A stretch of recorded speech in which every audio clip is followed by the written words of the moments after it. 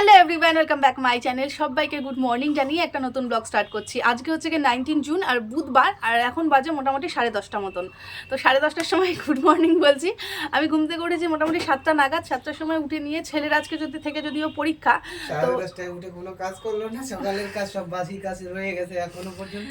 বাসি কাজ থাকবে না কেন বলো? বাসি কাজ থাকার মতন আজকে কারণটাও আছে। কালকে থেকে আমাদের বিল্ডিংয়ে জলের প্রচুর সমস্যা হচ্ছে, মানে যেদিন থেকে কাজ হচ্ছে বিল্ডিংয়ে, সেদিন থেকে জলের প্রচুর সমস্যা হচ্ছে। কাল থেকে জল নেই, তো জলের ওই সমস্ত কাজ করতেও পারছি না। আর ছেলের পরীক্ষা ছিল, ছেলেকে নিয়ে একটু ব্যস্ত ছিলাম। আর ছেলেকে স্কুল পাঠানো নিয়েই আজকে একটা বিরাট বড় মানে সর্বনাশের হাত থেকে বেঁচে গেছি বলতে পারো। মাঝে সাঝে হবে না, চুপ করে থাকো। ও আমাকে খালি ভুল ধরতে থাকবে, এই জিনিসটা আমার বিরাট খারাপ লাগে। তো ও এখন অফিসে যাচ্ছে, খাওয়া দাওয়া করলেও আমাদের যদি জলের সমস্যা, আমি এখনো পর্যন্ত ব্রাশটাও করে উঠতে পারিনি। হ্যাঁ, ব্রাশটাও করা হয়নি, খাওয়া তো বাদই দাও। তো ওই যে সর্বনাশটা কি হয়েছে সব কিছু, তুমি যাচ্ছ তো ওই তো সর্বনাশ যা কিছু হয়েছে। আমি ঘরের কোনো কাজকর্ম করিনি, ওই জন্য ওই যে টিপ্পনি মারেনি। এখন যাচ্ছে অফিসেও, অফিসে যাক। আমি তোমাদের সঙ্গে কাজ করতে করতে শেয়ার করছি যে কি হচ্ছিল আজকে সকাল থেকেই। আজকে একদম দিনটা প্রচণ্ড খারাপ, প্রচণ্ড মানে দিনটা স্টার্টই হয়েছে খারাপ আজকে। তার মধ্যে হচ্ছে কি ওই যে ছেলেকে মানে আজকে পরীক্ষার দিনেই আজকে এরকম একটা ঘটনা ঘটতে হয়েছে। আমিও মাথা মোটা, মানে আমি যে মা হিসেবে কি বড় ফল্ট খেয়ে যাচ্ছি তোমাদেরকে বলে বোঝাতে পারবো না। আমি বলছি সব কিছু তোমাদেরকে। আজ সকাল থেকে এমন সব ঝামেলা হচ্ছে যে ঝামেলাগুলো বলার নয়। আর এই ঝামেলাগুলোর জন্য আমার সব কাজ পিছিয়ে গেছে। আর একটু তো জলের সমস্যা আছেই। তো ভাবলাম না, ব্রাশটা দিয়েই শুরু করি, কখন না কখন বাসি মুখে কি খেয়ে ফেলবো। তো ওই জন্য ব্রাশ করে নিলাম। আর ব্রাশ করার পরেই আমার একটা বাসি পেটে ওষুধ থাকে, যে ওষুধটা আমি কোনো দিন খাই, আবার কোনো দিন ভুলে যাই। যেদিন মনে থাকে সেদিন খাই, যেমন আজ। তো এই ওষুধটা কিসের আমি বলছি, আমি ব্যাঙ্গালোরে গেছিলাম, তখন আমার ধরা পড়েছে থাইরয়েড আছে খুব সামান্য। তার জন্য 25 mg করে আমাকে ওষুধ দিয়েছে।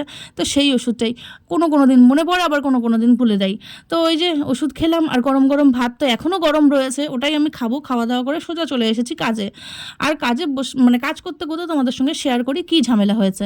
আমি না মা হিসেবে ভীষণই বেকার। কেন বলছি কথাটা, আমার ছেলের স্কুল থেকে আমি একটা মেসেজ পাই গতকাল। সেখানটায় মেসেজে লেখা রয়েছে স্কুলের টাইমিং 9:30, আর স্কুল থেকে ছাড়বে ডিপার্চার 12:30।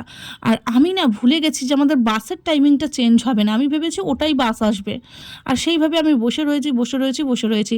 তা 8:51 যে ওদের বাস, তখন সবাই ওখান থেকে ফোন করছে যে সবাই আজকে থেকে যদিও পরীক্ষা শুরু, সবাই চলে এসছে, আদি কেন আসছে না। তারপর ওখান থেকে কয়েকজন বাচ্চার প্যারেন্টসরা ফোন করতে আরম্ভ করলো যে কেন এত দেরি হচ্ছে, কেননা আদি তো প্রায় দিনই আসে, আজকে পরীক্ষা, আজকের দিনই কেন এরকম হচ্ছে। তা আমার মাথা থেকেও ভুল ধারণাটা সরে গেল।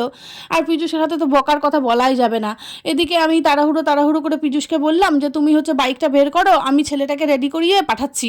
তো নিয়ে যেতেই কিছু দূর যাওয়ার পরেই বাসটা পাওয়া গেছে, তো বাসে উঠিয়ে দিল। তো আমাকে পীযূষ বকছে যে আজকে পরীক্ষা, আজকে তো একটা মেন্টাল প্রিপারেশনের ব্যাপার আছে। এইরকম অবস্থায় ছেলেটা গেল, ছেলেটা কি লিখবে না লিখবে, ও মনটা মানে বুঝতে পারছো একটা কেমন সিচুয়েশনে পড়ে গেছে।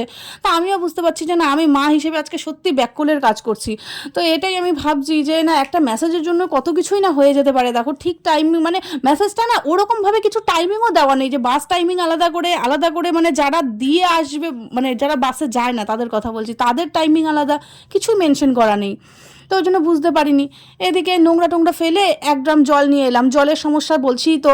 তো ভাবলাম যে না, ফ্রিজ থেকে মাছটা বের করে রাখি। কি অবস্থা বুঝতেই পারছো, মাছ একদম বরফ হয়ে গেছে। কালকে পীযূষ আর মাছ এনেছিল বাজার থেকে, সেই মাছের খানিকটা কাল খেয়েছি, আজকে খানিকটা খাবো। আজকে একদমই সাদামাটা রান্না করব ভাবছি। আর এদিকে মাছটা ঠান্ডা জলে, মানে ঠান্ডাটা কাটাবার জন্য জলে ভিজিয়ে রাখলাম। ওদিকে গরম জল বসিয়ে দিয়েছি, কেননা ছেলেটা ইতিমধ্যেই এলো বলে, এলে পরে ওকে স্নান করিয়ে দেবো। ভাতের চাল টাল সব কিছু ভিজিয়ে রাখলাম। আর এইদিকে ভাবছি জলের সমস্যায় যে হারে ভুগছি, সে এই যে কাপড়গুলো নিচ্ছি কাচতে পারবো কিনা। কেননা বলছি আমি তোমাদেরকে, কাল রাত থেকেই আমাদের এরকম হচ্ছে।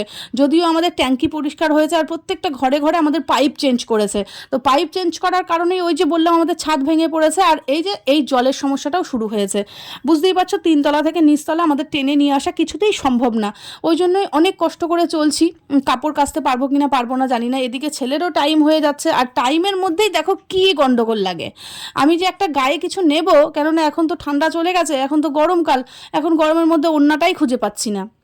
তো ওই যে জল দেখি চলে এসছে, এখন ছেলেকে বলছি যে কোশ্চেন পেপারটা বের কর, নিয়ে এলাম, নিয়ে আসার পর কোশ্চেনটা দেখি কি অবস্থা, কি করেছে, রান্না বান্না কাজকর্ম সব পড়ে আছে, ওদিকে চুলোই যাক, আজকে আমাকে কোশ্চেনটা ভালো করে দেখতে হবে, কেননা কাল রাত্রি 12টা অবধি পড়িয়েছি আমি, যে ও বাংলা পরীক্ষা তো বাংলার অনেক কিছু ভুল করে স্পেলিং, তো ওই জন্যই আমি দেখছি। আর এদিকে স্নান তো দেখে বুঝতেই পারছো তো, মা বেটা একসঙ্গে স্নান করে নেব। চলো আজকের ব্লগটা এই পর্যন্তই, খুব ভালো থাকবে, পরে দেখা হবে।